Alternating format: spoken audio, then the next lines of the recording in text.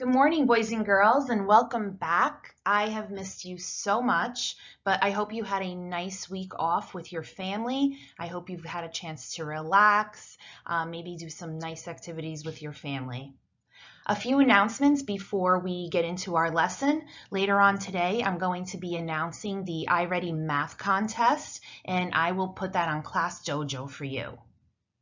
Also, I have noticed that a few of you aren't watching these videos all the way till the end. So from now on, I'm going to put a code word somewhere in the video.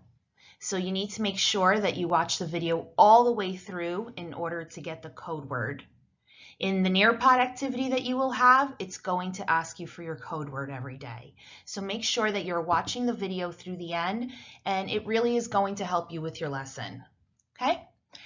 So today's lesson, we're working on Module 16, which is a new module, and it's Understand Equivalent Fractions. And we're going to start with Lesson 1, Represent Equivalent Fractions with Smaller Parts. And if you turn to page 421 in your books, you can follow along with us. So the I Can objective reads, I can represent a fraction with equal parts that are smaller in size than the equal parts of an equivalent fraction. And boys and girls, we've been doing a lot of work with fractions, and we're just going to build on that today. We've already looked at comparing fractions. So we've compared fractions that have the same denominator. We've compared fractions with the same numerator. And then we've compared fractions that did not have the same numerator or denominator. So today we're going to look at fractions that represent the same amount of space or the same area, but they have different numerators and different denominators. Okay, so let's take a look at that. Let's start with the build understanding. The first time that I read the problem, I want you to think about what the situation is about. Number 1, Tia folds a square sheet of paper into fourths. She shades 3/4 of the paper red. So I see that it's about someone who has a square sheet of paper and they're folding it. Now the second time that I read it, I want you to think about the quantities that you see. Tia folds a square sheet of paper into fourths. She shades 3/4 of the paper red. Well, the first quantity I see is 3/4, and that's an easy one because I see the numbers right in my problem. But there's also another quantity in there, and it's fourths. Okay, so the fourths is representing how many equal parts she's folding her square sheet of paper into, and the 3/4 is representing the part that she shades in red. When I read it the third time, I want you to think about what it's asking us to do. So it says, Tia folds a square sheet of paper into fourths. She shades 3/4 of the paper red.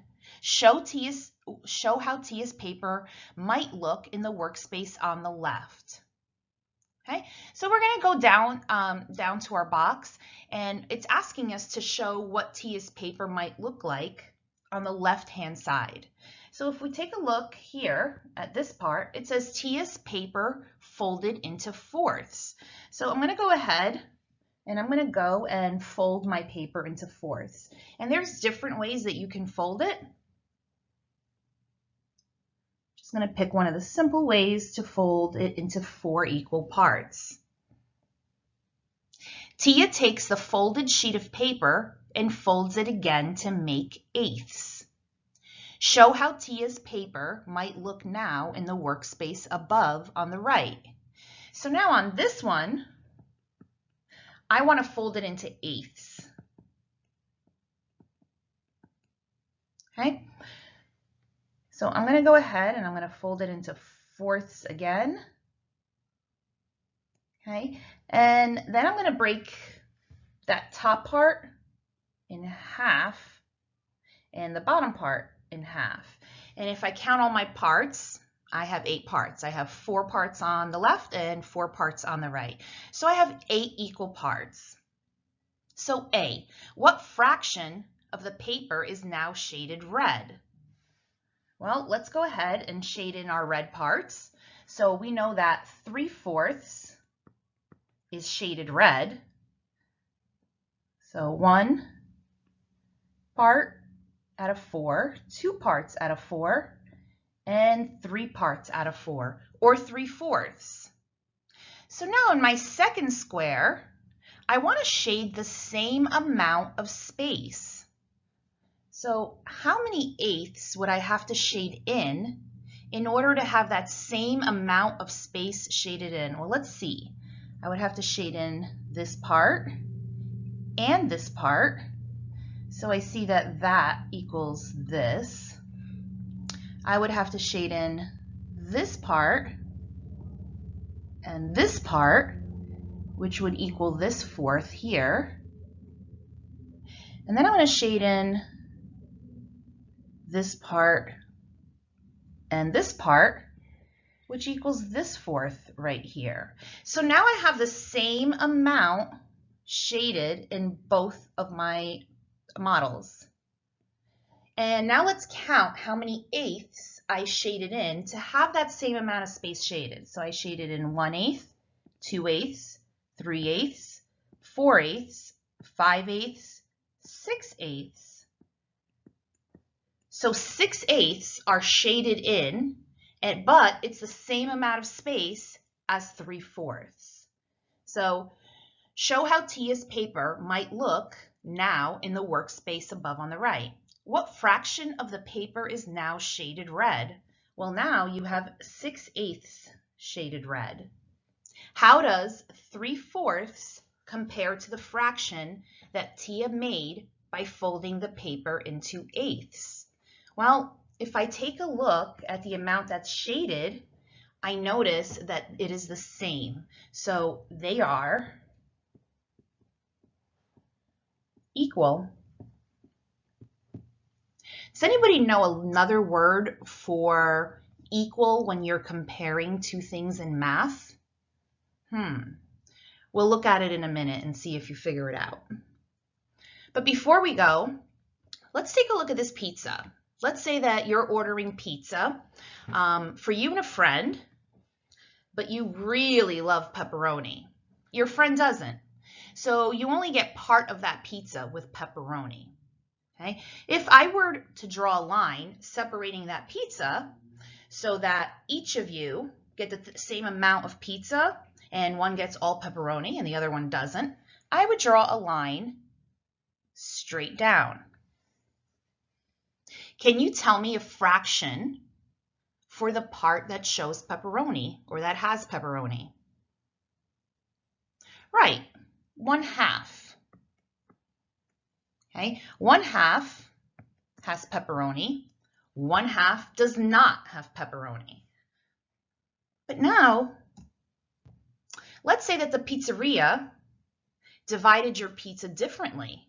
Instead of dividing it into 2 parts, they divided it into 4 parts. Now, what fraction has pepperoni on it? Well, I have 1, 2, 3, 4 total parts, so my denominator is going to be a 4. And 2 of those parts have pepperoni, so 2/4. But now let's say that the pizzeria cut it differently, and they cut it into 8 parts. Let's take a look at that again. So here's your 1/2. Here's your 4 parts. And now here's your 8 parts. So what denominator am I going to use to show a fraction of the pieces that have pepperoni on them? Well, there is 1, 2, 3, 4, 5, 6, 7, 8 equal parts. So my denominator is going to be an 8. And 1, 2, 3, 4 of those parts have pepperoni. So 4/8 has pepperoni. What do you notice about the space that has pepperoni? Did the amount of space that has pepperoni ever change? No, It stayed the same. So if it stayed the same and now you have different fractions to name those spaces, what do you think about 1/2, 2/4, and 4/8? They all are equal. They show an equal amount of space. 1 part out of 2, 2 parts out of 4, and 4 parts out of 8.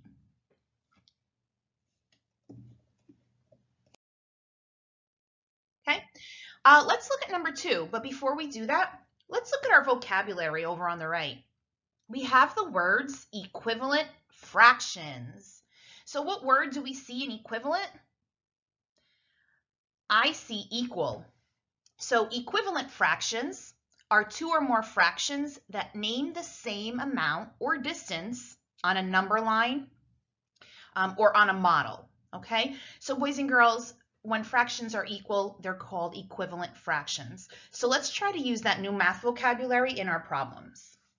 So number 2, Alvin folds a strip of paper into thirds and shades 2/3. Then Alvin folds the same strip again into sixths. Show Alvin's strip folded into thirds and sixths. So I know that he's folding a strip of paper. He folds the first one into thirds, so 3 equal parts, and then he folds the second one into sixths, or 6 equal parts. And I see that my models are already labeled thirds and sixths. So I'm going to go ahead and try and split them up. So let's see. Thirds about here and about here. Oh, okay, that one disappeared. All right. So the first one I have thirds. Now the second one I'm going to do into sixths. And I know that if I have 3 parts, but I want 6 parts instead, and these parts are all equal, I'm going to use the same guidelines as the first one and break it up into thirds. And then I'm going to take each of those parts and break it up into 2 smaller parts. So now I have 1, 2, 3, 4, 5, 6. So now I have sixths, okay? And he shades 2/3. So 1/3 and 2/3. And I'm going to take a different color and just outline the thirds and the sixths so we can see them. Okay. Now, how much of the sixths, how many sixths does he have to shade in so that the same amount is shaded? Well, let's see. He has to shade in 1/6, 2/6, 3/6, 4/6, and now he has the same amount shaded. Okay. And now let's look at our number line to prove our work.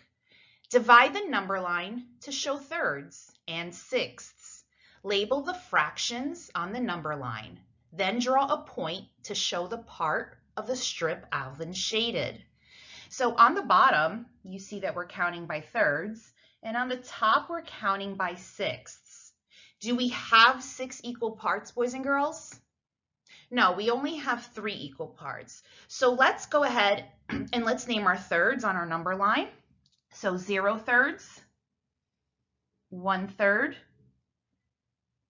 2/3, and then 3/3, or 1 whole, right? We know that equals 1 whole.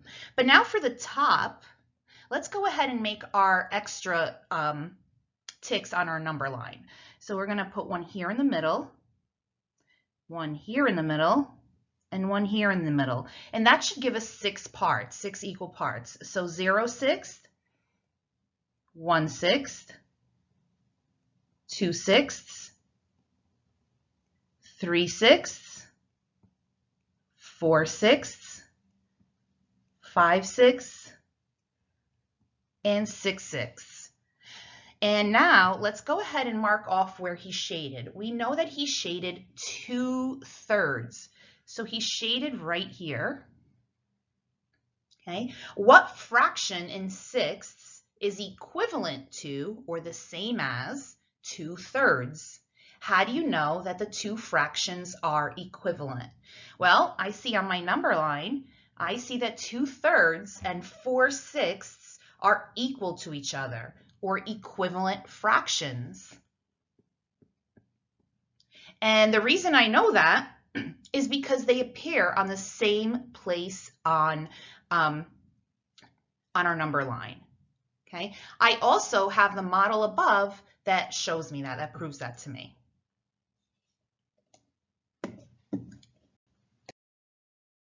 Okay, so boys and girls, this is your turn now. I don't want you to do the check understanding. Today, you are only going to do the on your own. You're going to pause the video, and after you finish, you're going to come back and we're going to do this together.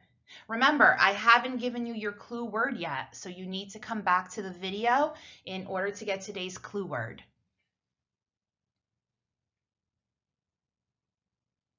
Hi, welcome back. So let's see how you did. Let's start with the number 3. Brian shades 1/3 of a circle green. Show an equivalent fraction on the same size circle. Okay, so we see Brian's circle and he shades 1/3 green and it's here. Okay, so I'm going to go ahead to my second circle and I'm going to shade that part green because I want the same amount shaded green. What can I do to each of these parts to get a different fraction? Well, I can go ahead and I can split each of those parts in half. So I can make a line this way, and this way, and this way. And now, instead of having 3 equal parts, I have 6 equal parts. So I'm counting by sixths. So how many sixths are green? That's right, 1, 2, so 2/6 are green. So 1/3 and 2/6 show the same amount, or they're called equivalent fractions. So 1/3 equals 2/6. Explain why the fractions shown by Brian's circle and your circle are equivalent. Well, they're equivalent because they're counting the same amount of space. Okay, if we were to draw a number line, it would be in the same place on the number line. It would be between 0 and 1, and they would be above each other, showing that it represents the same amount of space or distance. Okay. Locate and draw a point on the number line for the fraction. Then write the equivalent fraction in the equation and on the number line. So 2/4, and we want, what fraction do we want to change that into? With what denominator? Well, I know that on the bottom I have fourths and on the top I have eighths. So I want a fraction that has eighths. So I see 0/4, 1/4, 2/4, 3/4, 4/4.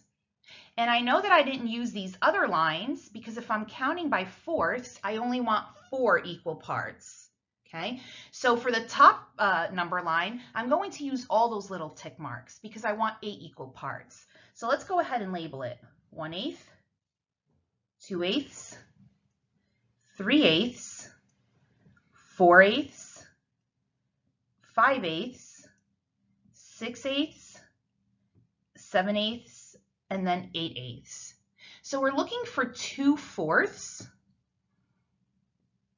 And 2/4 is here. So what fraction is directly above, or what fraction is the same distance as 2/4? 4/8. So 2/4 is the same thing, or is equivalent to 4/8. Let's try the same thing with 2/3. Okay. On the bottom, we have thirds, and on the top, we have sixths. So we're changing the fraction. We're finding an equivalent fraction, counting by sixths. So let's take a look. 0/6, 1/6, 2/6, 3-6, 4-6, 5-6, and then 6-6. And we're looking for 2/3, which is here. So the 6 and 6, the fraction that has the same distance on a number line is 4/6. So 2/3 is equivalent to 4/6.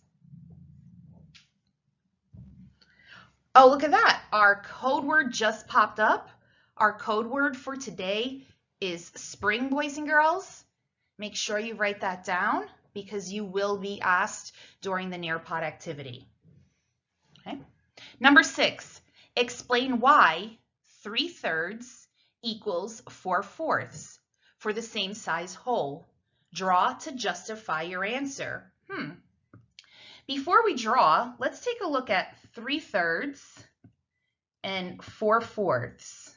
Why do they equal each other? What do we know about fractions that have the same numerator and the same denominator? That's right, and we talked about it just before. We said that fractions with the same numerator and the same denominator equal one whole. So if 3/3 equals a whole and 4/4 equals a whole, then they equal each other. And let's prove our work. Let's draw our model. So the first one that I'm going to do is I'm going to break it up into thirds. Okay, and my second one I'm going to break up into fourths. Okay, and I'm going to go ahead and I'm going to shade in 3/3.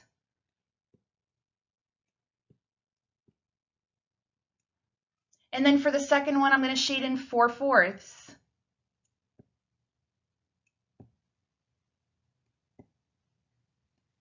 What do you notice about the space or area that I shaded in? Yes, it is the same. Okay, so boys and girls, equivalent fractions are two or more fractions that look different, but they measure the same amount, the same distance, or they're counting the same amount of space in a shape, like an area.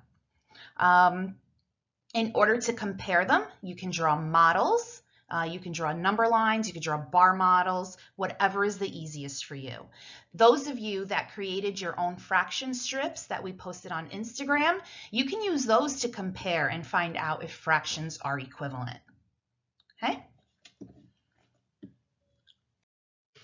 Okay, boys and girls, head on over to nearpod.com and complete the activity. The code for English is HMIZG. O código para português é EPZJI. El código en español es SPGVM. And don't forget that your word code for today is spring. You're going to need that when you get to the Nearpod activity. Okay? Let me know how you do. Reach out, boys and girls. Email me, call me, text me, send me a message on Class Dojo. And don't forget to like and subscribe.